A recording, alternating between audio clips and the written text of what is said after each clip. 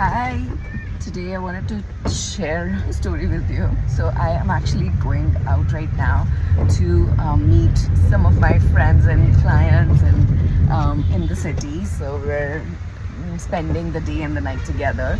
And I just wanted to share with you. Recently, I shared this video where I talked about me crying in my coaching calls pretty much every week.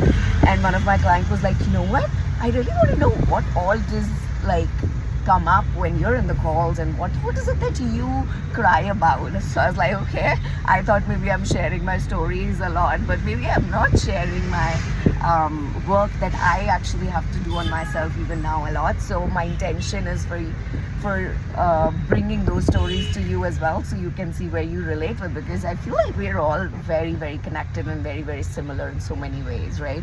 So the thing that I want to talk to you about is, I have this tendency to be late. Okay, like I really underestimate how much time it takes for me to get ready, to pack, to just prepare myself for going somewhere. And if you build in an overnight thing, like you have to stay somewhere, now I'm gone. Like I have to think of all of the permutation combinations and night suit and like brush it and this, and what if this happens, what if my lens solution, like so many things I have to pack, right? And what I've seen is that although this tendency of being late is everywhere, but it's way more when it is about a vacation that I'm going for overnight.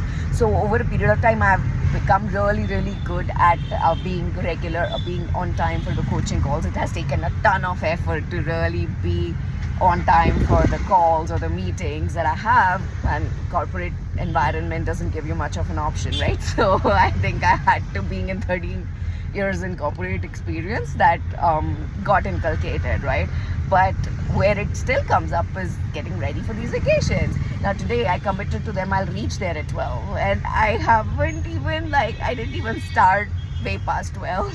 So and it's like I know this pattern, but it's just there and I can see it happening.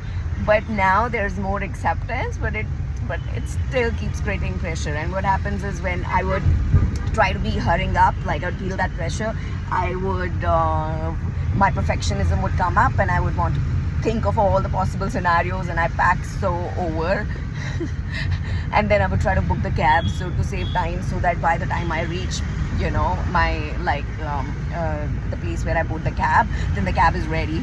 And most of the times when I book the cab, and now the cab driver is already there, and that's creating pressure. So the entire experience of just leaving home for a vacation is always so pressure one for me. And I'm trying my best to reduce. I take a lot of vacations, but it still isn't better. So today, when I booked the cab and I was late, and I feared that this guy would just go off, I was just telling myself, it's okay, Kavita, it's okay if you're late, it's okay if the cab driver goes away, it's okay if you have to book another cab. Like, I had to really tell myself, and that's exactly what happened. This is the second cab that now I had to board, and I got obviously 5-10 minutes even more late. But what I'm just sharing is that this is the work we all have to do. When we identify our patterns, we have to be so compassionate with ourselves, because it's not easy to change these kind of habits. They are so built in, and then when you try to change too much in too little time, you create unnecessary additional pressure, then which is going to create even more problems in future, right? So I remember one of my friends also said, she said she was going to take international flight, and she was getting pressured, and she's like, you know what, even if I have to move my flight, that's okay. The pressure isn't worth it. And I loved it so much, because it's true. What we don't realize is all this pressure that we create on ourselves just to save little time, a little money, and a little here, a little this thing, shows up in form of various physical health issues that we see, in form of us not being able to feel really good about ourselves in different aspects of our life.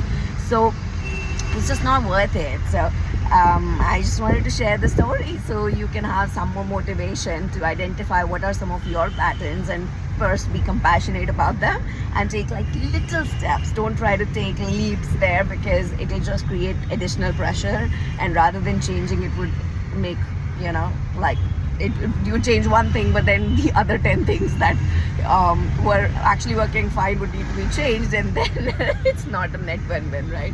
So that's all I wanted to share with you. I'm gonna have a lovely fun day and